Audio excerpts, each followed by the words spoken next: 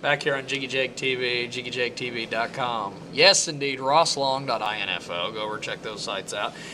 This CD right here, Jason Boland, one of the big CDs right now in Red Dirt Country, and I happen to have Jason Boland with me. What's going on, my friend? Not much. How's it going? Thanks for having me. Well, tell me about some of the things you guys have been doing. First of all, tell me about the CD. This thing is incredible. This thing is just flying out of stores and off the internet, and people are actually buying it. They're not illegally downloading it. Yeah, there's still some folks that, I think most of them are still in this genre that are still buying, at least some albums at shows, and we'll go to stores and pound them a little bit, try to get some of them on the, we don't know how many more years we're going to be buying records this way. I don't know how it's going to get phased out, but I see that record stores going out left and right. Yeah. Well, you got some incredible stuff on here. 19 songs. How long did it take you to write and get this all put together, man? We decided we weren't going to do the same songs from Live at Billy Bob's, so we just looked through the older material and then what had sprung up recently, Blowing Through the Hills, and then some older tunes that we thought would be fun to revisit, Gallo del Cielo and Backslider Blues. So the covers that we were doing, they just happened to be in the set at the time, Tulsa Time, and we're usually doing some Merle Haggard, some Waylon, and this time it was some Hag. We got Rainbow Stew on there, but Pat Mansky and Mike Morgan, the guys out at the Zone, out of Dripping Spring, they did a great job. They followed us around for 4 shows and let the tape fly, and we just told them, give us back each night what you thought was the best. Yeah. So if you'll notice, the crowd get louder sometimes, and starts off, you can tell it's a real intimate crowd. I'm not sure night to night what those are from, but we listened to it all, and we knew what we would be fine with and what we would, definitely got a problem on this one, on this time, you get that, but after you go a little bit eye test blind of listening to one, listening to another, I mainly trusted them. Whatever they thought came across nice, and really what they gave me back. I think a couple of things I said, go back and see if there was maybe one night that was better on this, but the main point being no overdubs were done. We just found something. Now, you're categorized as a Red Dirt Country artist. Yeah. What the hell is Red Dirt Country? It's a label, and labels are to sell things. I don't know. It's a truthful answer, yes. I asked Jackson Taylor a couple weeks ago. I'm like, what's Red Dirt Country? And he's like, I don't know. It's all geographic. It's just where I guess because within this geographical alternative country roots rock scene, whatever it is, one of the biggest labels within it is Texas Music.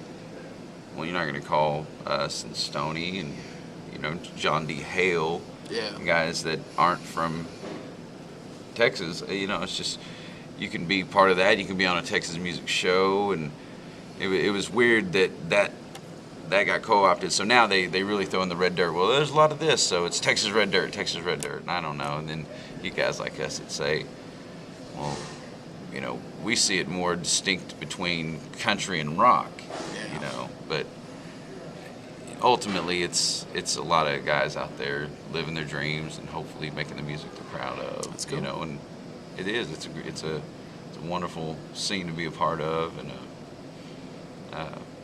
it's going to be interesting to see how it matures and develops and dies and is reborn, and it has before and it will again. Well, tell me about this acoustic show you did a couple weeks ago over at the W in Hutchinson. Yeah. Heck of a show. They were hanging from the rafters for this thing. It was fun. Brian Rogers was telling me he was scalping tables. There was all sorts of things going on. It was a fun show. It was Roger and I just doing what we really started out doing, which was two fools on a stool, That sounds like a band. Is that a technical reference? No, Is that a technical term? No, I think actually, I know Tommy Alverson and Doc and a couple of those. I think they had 3 fools on a stool. And okay. I can't remember who all there is. Three fools on stools. I guess you couldn't fit us both on one. That would be interesting. That would be another feat too. But you guys have been able to, like with this CD, this thing is amazing. Tell me about how your music has changed since the Bourbon Legend in 2006. Well, you start out and you're writing about what you know, and when you're young, those things are different, hopefully, than what you are. So you start out and you write those early 19 and 20-year-old songs, and then you meet people that say, well, there's deeper things you can write about, and then life makes you deeper as a person, hopefully. But I don't think we've ever tried to depart too much from the good times and having fun with what we do, and lighthearted songs. They don't all have to be rewriting scripture or something. They're still chug-a-lug, but Well, I understand you and one of your bandmates were in the same fraternity together. Yep. Is this true? Yeah, Brad and I. So, is that the idea how you guys got the band together, or? No, not really. We more met after the disillusion with college, and you go off there, and it was weird. How many ways could I talk about it? It was strange going up to I guess any university, but for me, going from the middle of Oklahoma, Hera, up to Stillwater, it wasn't enough of a change, but it was a change. And I guess for me personally, I looked at a lot of the avenues I could have gone down weren't the ones that they said were the ones that you were going to make money doing. It was history or anything that interests you. Don't mess with that. Go to business or go to get a good trade or something. So I was in business, and it was interesting sometimes. I still just gravitated to the social science classes, and still who I was, and then outside of Stillwater there was a campfire circle of gypsies and pickers, Bob Childers, Tom Skinner, and all those guys, and that was one of the first deepenings from being just a kid from the suburbs and Hera, and just growing up on east side of Oklahoma City. A couple final questions. I appreciate you doing this, by the way. Oh, thank you. You guys are busy all the damn time. Tulsa Time. Yeah. The video, it gets a lot of views on the internet through YouTube, Daily Motion, all these places. Why are people so enamored with this video? That song's infectious. There's those great two chord songs throughout history. Don't think Hank done it this way, and this is one of them. Tulsa Time just has that infectious, groovy, country, rootsy vibe that I don't know. It's tough to deny, and it's been a while since they'd heard it really, and it was one of those that I got several people saying, well, how'd you settle on that? And it was a couple of industry people. And I could just tell they were thinking, that one got away. It was perfect time to remake that one. That should have been one of ours. And it would have blew up that one artist for 30 minutes, and they would have, had a label sinking money, and then them trying to recoup that. We're not trying to climb any of those rungs of pop culture. We just want a grassroots.